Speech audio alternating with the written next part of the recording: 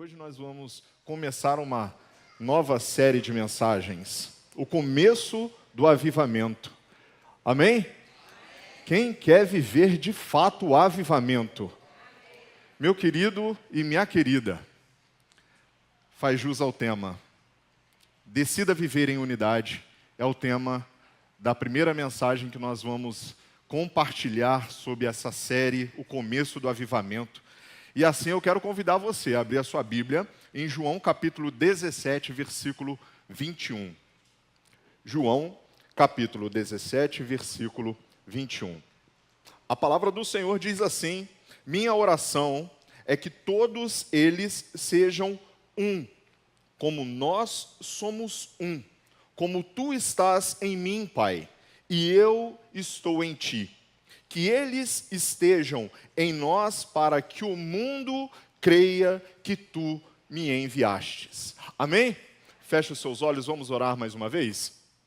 Pai, nós te louvamos, bendizemos o teu santo e bendito nome, porque até aqui o Senhor já recebeu toda a honra, toda a glória, todo o louvor, prestamos a nossa adoração a Ti. Agora, Deus, nós estamos sedentos de ouvir a Tua voz, ouvir a Tua palavra, ouvir os Teus direcionamentos para a nossa vida.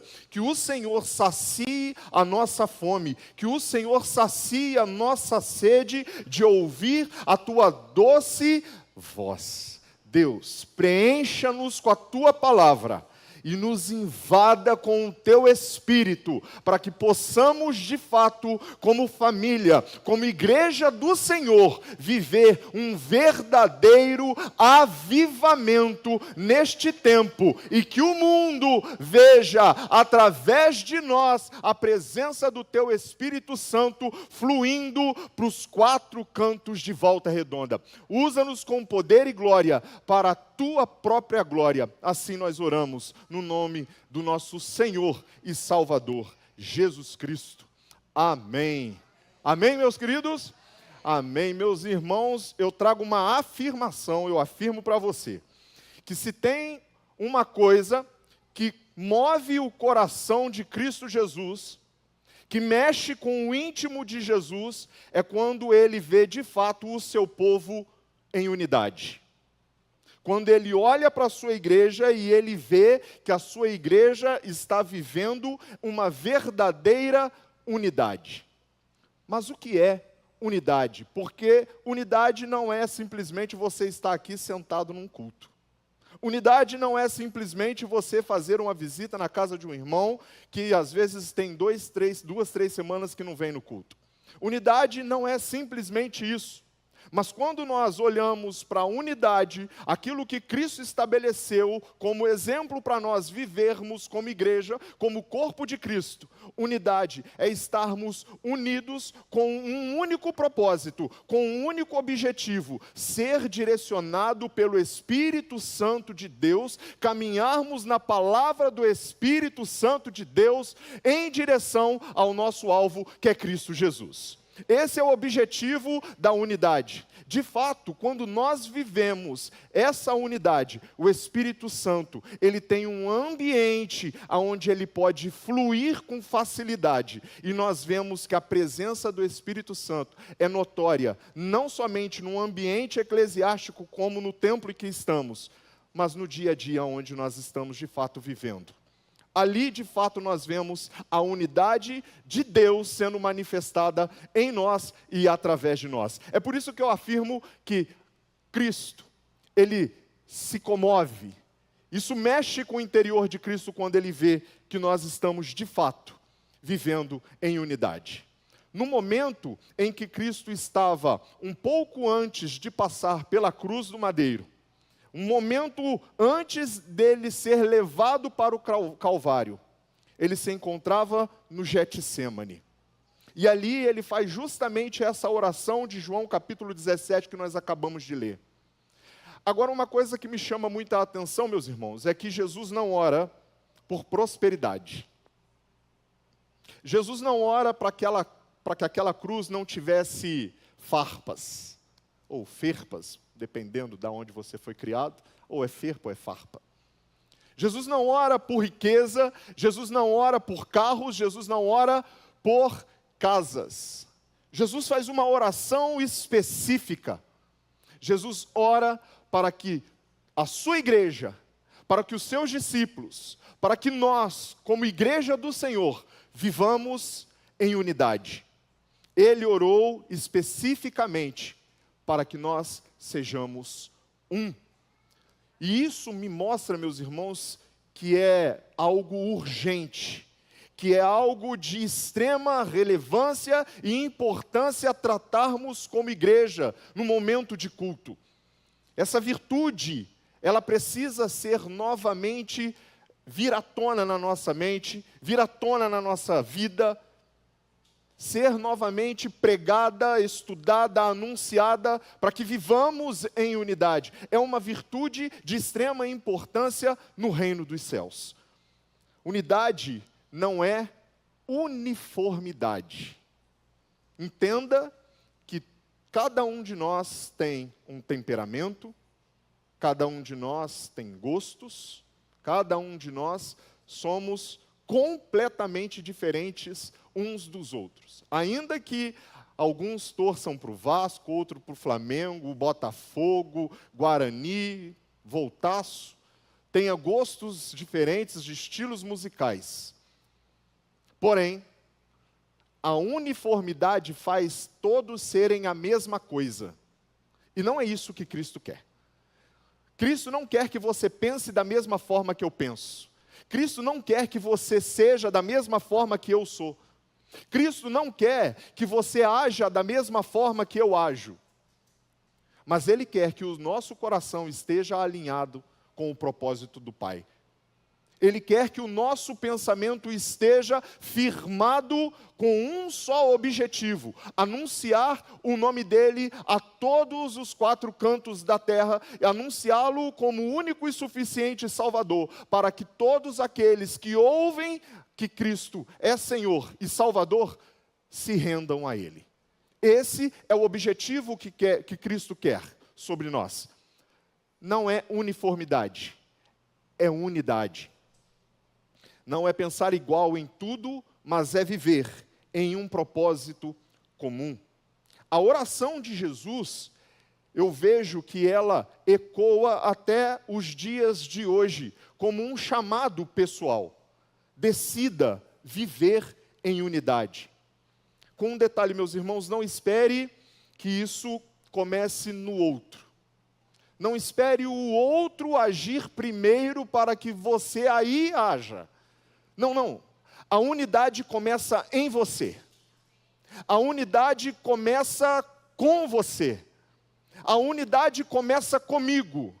Então não espere que o outro mude para que aí você comece a viver em unidade. Não espere o outro dar o primeiro passo para viver em unidade, para que aí você sim dê o próximo passo para viver em unidade. Haja. Dê o start, comece em você. A decisão, meus irmãos, ela começa em cada um de nós.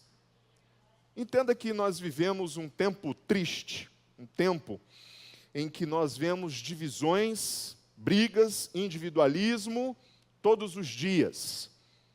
E o detalhe é que isso para o mundo é uma coisa muito normal, muito natural. Tá? E o triste é que esse ambiente, essa situação, ela tem invadido o ambiente da igreja. Nós vemos muitas igrejas, muitas igrejas, que quando alguém não concorda com algum estabelecido, ele logo, com isso eu não concordo. Então o que ele faz? Rompe e abre a sua própria igreja. Aí abriu da igreja A, abriu a igreja B. Mas aqui na igreja B, também tem alguma coisa que o fulano não concorda, então o que ele faz? Sai e abre a sua própria igreja. Meus irmãos, conosco não será assim. Conosco não será assim. Amém? Aqui, meus irmãos, não vai imperar o individualismo. Aqui não vai imperar o egoísmo. Nós somos uma igreja unida, nós somos uma igreja família que ama, crê e vive a palavra de Deus em... Então nós vamos permanecer unidos em amor. Entendemos sim que em outros lugares pode haver brigas. E eu não fujo da possibilidade de até mesmo aqui haver divergência de opinião. Porque há. Não é tudo que eu concordo com o pastor Douglas, nem é tudo que eu concordo com o pastor Rodrigo. Mas nem por isso eu deixo de me submeter à liderança do pastor Douglas, e nem por isso eu deixo de amar o pastor Rodrigo como meu irmão em Cristo, como meu amigo e como servo de Cristo que ele é. Ainda que tenhamos opiniões diferentes. Mas estamos unidos com um único propósito: anunciar Cristo Jesus como nosso único e suficiente Salvador. E vamos continuar caminhando juntos. Amém? Que o Senhor também estabeleça isso no seu coração. Mas Deus nos convida a remar contra essa maré. Se nas igrejas está acontecendo isso, que eles lá prestem contas a Deus. Aqui, nós vamos continuar caminhando juntos. Deus te convida para justamente remar contra essa maré, porque a unidade, meus irmãos, não é apenas uma opção, ela é um modelo de vida. Assim como Cristo viveu em unidade com o Pai, com o Espírito, nós também devemos seguir esse mesmo modelo de vida. A unidade entre os crentes não é apenas um ideal bonito, algo fantasioso, sabe, aquela coisa utópica, coisa irrealista. Ah, não, mas é tão bonitinho falar de unidade. Não, é bonito sim falar de unidade, mas viver a unidade é difícil. Porque nem tudo a gente concorda com o que a gente fala. Se viver em casal, dentro de casa, às vezes é difícil, imagina viver com uma pessoa que que a gente nem sempre conhece 100%. Então, viver a unidade é algo necessário, mas não é algo irreal. É algo que é possível nós vivermos. É uma necessidade essencial para a manifestação do poder do Espírito Santo em nosso meio. Entenda que uma pessoa, ela pode até se destacar, vamos usar essa palavra, ela pode até se destacar como alguém que ora mais, alguém que jejua mais, alguém que busca mais, alguém que você olha e você fala, essa pessoa é um exemplo de uma pessoa que está avivada, que o coração dela está aquecido, que ela tem buscado constantemente ao Senhor. Mas entendo que somente essa pessoa, ela não faz o avivamento acontecer. É necessário o grupo de crentes se lançarem na busca do Espírito, se lançarem na busca da mesma proporção, orar, jejuar, clamar, orar e buscar a presença do Espírito, para que de fato, assim como essa pessoa é avivada, todos nós sejamos avivados, com quebrantamento, com corações quebrantados e contritos, com uma verdade exposta diante do Senhor, para que toda a igreja seja de fato avivada, e viva realmente um verdadeiro avivamento. Entenda que essa decisão, meus irmãos, é uma decisão diária, de viver em harmonia com os nossos irmãos e irmãs, confessando nossas falhas, nossas limitações e perdoando-nos uns aos outros. E essa decisão cria um ambiente onde o Espírito Santo pode operar livremente entre nós. Portanto, hoje eu quero refletir com vocês o porquê nós devemos atender esse clamor do coração de Cristo, de decidir intencionalmente a viver em unidade com Deus e com os nossos irmãos. Permaneça com a sua Bíblia aberta, por favor. Por que você deve decidir viver em unidade? Em primeiro lugar, porque a unidade é um reflexo da Trindade. João capítulo 17, acompanhe comigo.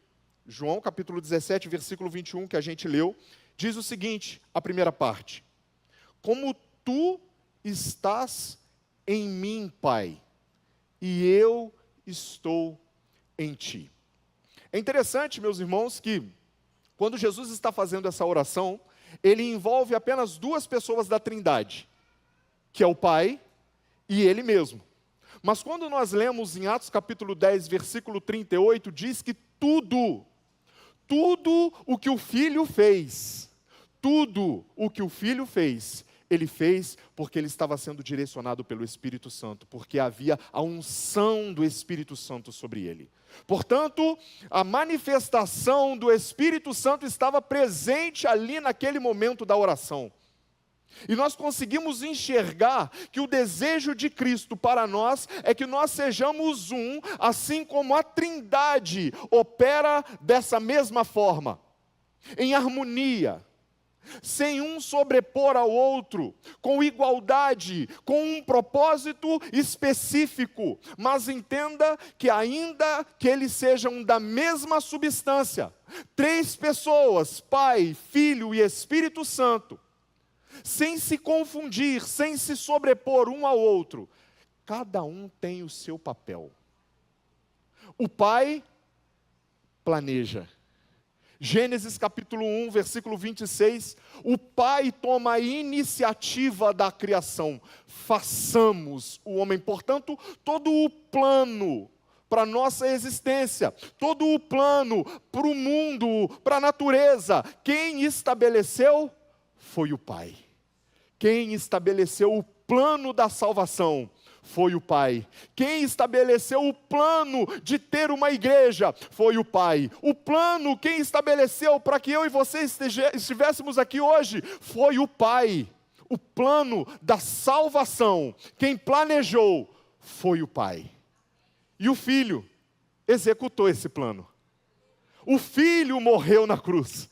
Foi Ele que viveu, foi Ele que morreu, foi Ele que ressuscitou, foi Ele que foi assunto aos céus, porque Ele cumpriu o plano do Pai, de morrer em favor da nossa vida, um sem sobrepor ao outro, e o Espírito Santo aplica a salvação em nossos corações. É Ele que nos sela para a salvação, é Ele que nos garante a salvação, é o Espírito Santo que sela o seu coração e te garante que no grande dia do Senhor, nós encontraremos com Cristo Jesus e seremos transformados, e receberemos um corpo novo. É o Espírito Santo que é o penhor da nossa salvação. Substancialmente eles são iguais, com papéis especificamente definidos. Nós somos assim, meus irmãos. Nós somos iguais. Todos nós. Nós temos gostos, nós temos sonhos, nós temos planos, alguns que são executáveis, outros não. Alguns que ficam apenas no plano do futuro. E alguns que a gente consegue realizar. Que nós viemos aqui para cultuar a Cristo Jesus numa quinta ou num domingo. Mas nós estamos aqui, apresentando a Jesus os nossos sonhos, os nossos planos. Nós somos todos iguais, mas com papéis diferentes. Alguns Deus chamou para evangelistas. Evangelistas? Amém? Alguém evangelista aí? Alguns Deus chamou para pastores. Amém. Algum Deus chamou para mestres. Apóstolos, missionários, tá? Muda aí, apóstolos missionários. Profetas. Amém. Ô meu Pai do céu, ninguém quer participar, ninguém quer receber. Amém. Jesus. Todos nós com papéis específicos direcionados pelo Espírito Santo de Deus, com um único propósito: resgatar vidas. Com um único propósito: apontar para essas vidas Cristo Jesus como o único e suficiente Salvador. A Trindade nos ensina a viver em harmonia, apesar das nossas diferenças. Nós somos assim, meus irmãos, diferentes, mas unidos. A unidade não começa horizontalmente, mas verticalmente. Quando estamos ligados ao Pai, naturalmente, nós nos ligamos uns aos outros. Segunda verdade, por que você deve decidir viver em unidade? Porque a unidade é uma decisão e não uma emoção. Acompanhem comigo, volta lá, João capítulo 17, versículo 21. Jesus disse o porquê que Ele quer que nós sejamos um. Porquê que Ele estabeleceu Ele e o Pai como exemplo, como modelo. Diz o seguinte: para que todos sejam um. Jesus orou para que todos sejam um, não apenas sintam-se um. Isso mostra que a unidade é uma escolha consciente. Viver em unidade é uma escolha que o Espírito Santo de Deus desperta em nossa consciência, que vai além do momento e da emoção. É verdade, meus irmãos, que tem vez que nós não desejamos vir para um culto, ou nem participar de algum evento. Isso é verdade. Não estou afim de ir. Não estou com vontade. Pura emoção. Porque, meus irmãos, é justamente aqui que o nosso espírito é transformado. É justamente aqui que a nossa alma é confrontada. É justamente aqui que nós somos alimentados pela palavra de Deus. É justamente aqui que nós somos direcionados para vivermos conforme os princípios que Deus estabeleceu para nós, a sua igreja. É aqui. É por isso que nós não podemos ser guiados pela emoção. Tem uma frase do Steve Jobs, quem conhece Steve Jobs, já falecido, que eu não concordo, que diz o seguinte: não há razão para não seguir seu coração. Não há razão para não seguir seu coração. Traduzindo, aquilo que der no seu coração, siga. Completamente equivocado. Heresia, pura, quase beirando ao Dave, quer dizer, vamos lá. Mateus capítulo 15, versículo 19, Jesus nos diz o seguinte: e do coração do homem que procede os maus desígnios. Ou seja, meus irmãos, o nosso coração ele é pecaminoso. E tudo o que ele deseja é substituir a palavra de Deus por algum ídolo possível, alcançável e estabelecido por ele mesmo. O nosso coração deseja de todas as formas fugir daquilo que Deus estabeleceu para nós. O nosso coração deseja que a gente fique acumulando dopamina com o feed do Instagram o tempo inteiro. Acabou, já começa até a repetir e o seu coração quer mais. É isso que o seu coração deseja. E preste atenção que o inimigo ele tem criado artimanhas para fazer com que você fique preso nessa dopamina. Fique preso e não consiga sair desse vício. Entenda que é o inimigo de nossas almas que tem criado essas artimanhas. Se você pegar agora, saiu um estudo científico para preparar as produtoras de filmes, e aqui eu não estou falando de qualquer, eu estou falando de todos os filmes, todos, esse aí que você pode imaginar, Hollywood, indiano, chinês, todos esses aí. Existe agora um estudo que eles têm que produzir um filme e com menos de 4 segundos, ele tem que mudar de cena.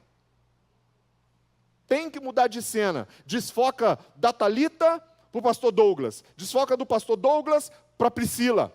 Para justamente fazer com que a dopamina gerada na cena em que a Thalita está, não se perca e continue a te prender na mesma cena com o pastor Douglas. Isso é um estudo científico, meus irmãos. Se você pegar os filmes que têm sido lançados, todos eles estão seguindo justamente essa ordem, para fazer com que você não saia da tela. É a artimanha do inimigo para fazer com que você fique 24 horas rolando a tela, preso, sem se achegar naquilo que de fato importa. A palavra do Senhor, a intimidade com o Senhor, a viver em unidade com o Senhor, a viver em unidade com a igreja de Cristo. Viver em unidade exige uma decisão diária de amar, mesmo quando não é fácil. O amor, que nesse contexto aqui, meus irmãos, ele não é o amor romântico, tá? Não é aquele que, eu estou apaixonado. Não, não, não, não. Tá? Ele se manifesta como um compromisso com o bem-estar da igreja de Cristo. É deixar de olhar para si e começar a olhar para a igreja. É deixar de olhar para si e olhar para o corpo de Cristo. E eu não estou falando especificamente da Igreja Presbiteriana Aliança, até porque nós temos irmãos, pais, primos, parentes que são de outras igrejas de fé cristã, idôneamente, verdadeiramente cristãs. Então nós temos que olhar também para esse povo e reconhecê-los que nós precisamos viver em unidade com esses nossos irmãos. Viver em unidade exige a disposição de vencermos o egoísmo que impera em nosso coração, meus irmãos. É um obstáculo para a unidade e nós precisamos vencer o egoísmo. Perdões, diálogos e empatias são escolhas que nos mantêm em unidade viva, ativa e intencionalmente. Escolha estar presente, escolha estar junto, escolha viver em unidade. A maturidade espiritual se revela quando escolhemos a unidade, mesmo quando temos motivos para nos afastar. Terceira e última verdade, porque você deve decidir viver em unidade. Porque a unidade é testemunho para o mundo. Volta lá comigo, João capítulo 17, agora no versículo 23, diz o seguinte: para que o mundo creia que tu me enviastes. Para que o mundo creia que tu me enviastes. Essa é a razão. Esse é o propósito de vivermos em unidade. Meus irmãos, a verdade é que o maior impacto que a igreja pode causar no mundo não é o nosso templo. Nós temos um bom templo, cadeiras confortáveis, nós temos ar-condicionados, glória a Deus por esses ar-condicionados, nós temos telão, microfone bom. Isso aqui, meus irmãos, nada impacta o mundo. Nada. Isso aqui não atrai o mundo. Isso aqui, meus irmãos, não faz ninguém ver Cristo. O que faz o mundo enxergar Cristo é a forma que eu e você vivemos. É como eu e você vivemos, é que o mundo vai enxergar Cristo. O mundo está cansado, meus irmãos, de discursos. O mundo precisa ver demonstrações vivas de amor e de comunhão. Chega de divisão, chega de brigas, chega de egoísmo. Isso tudo aí, meus irmãos, é realidade lá do mundo. Isso aí é o que acontece lá no mundo. A igreja de Cristo Jesus precisa viver em unidade, consciência e intencionalmente viver em unidade. E eu não estou falando de fazer caridade, distribuir cesta básica, sabe? Essa coisa de, toma aqui um presente para você. Não é isso que eu estou falando. Não é isso. Efésios capítulo 2, versículo 10 diz que nós fomos salvos para as boas obras, e as boas obras não estão inseridas apenas aquelas que nós fazemos socialmente, mas aquelas que nós fazemos espiritualmente, aquelas que nós fazemos sentimentalmente, aquelas que nós fazemos fisicamente. Isso tudo está inserido porque nós já fomos salvos, porque nós já recebemos a bênção da salvação e o selo do Espírito Santo, e é por isso que nós fazemos. E é isso que tem que impactar o mundo, como nós estamos vivendo. O mundo, meus irmãos, é individualista. O mundo é competitivo. O mundo é materialista. O mundo é intolerante. O mundo é indiferente. O mundo é consumista. Mas Jesus diz em Mateus capítulo 20, versículo 26, não será assim entre vocês. Assim como os discípulos do primeiro século da igreja primitiva, eram reconhecidos por onde eles andavam como discípulos de Cristo. Olha, ali vai um crente, ali vai um cristão, ali vai um seguidor de Cristo. Como que nós estamos sendo reconhecidos nos dias de hoje? Será que nós estamos passando por lugares e as pessoas estão enxergando Cristo Jesus na nossa vida? Será que aquilo que eu falo, será que aquilo que eu faço tem demonstrado Cristo Jesus ao mundo? Será que eu tenho sido um espelho refletindo Cristo Jesus? Ou será que esse espelho tem, na verdade, escondido Cristo e revelado apenas a minha natureza pecaminosa? Como que eu tenho vivido? Meus irmãos, a nossa atitude anuncia o Evangelho de Cristo. É por isso que Cristo clama para que vivamos em unidade, para que o mundo creia que Cristo foi enviado pelo Pai. É a nossa forma de vida, é o nosso modelo de vida, é como eu e você vivemos, que vai mostrar ao mundo se de fato Cristo veio ou não. E isso é muito sério para nós como igreja. Se eu e você cremos que sim, Jesus veio, morreu, ressuscitou, está assunto aos céus e em breve voltará, como que a nossa vida pode negar esses princípios, quando nós não vivemos em unidade? Portanto, meus queridos e amados irmãos, que a gente decida hoje viver em unidade. A unidade, ela é evangelística. Quando decidimos viver em unidade, estamos pregando o Evangelho com a nossa vida. Como sabemos se uma igreja é unida? Quando aquilo que nos faz continua a ser o centro da nossa igreja, o centro dos nossos objetivos. Hoje Jesus ecoa: decida viver em unidade, não porque é fácil, não porque o mundo merece, mas porque a unidade é um reflexo da Trindade, porque a unidade é uma decisão, e porque a unidade é um testemunho para o mundo. Jesus viveu em unidade, Jesus orou pela unidade, Jesus morreu por essa unidade, e agora Ele conta com você para viver em unidade no corpo de Cristo.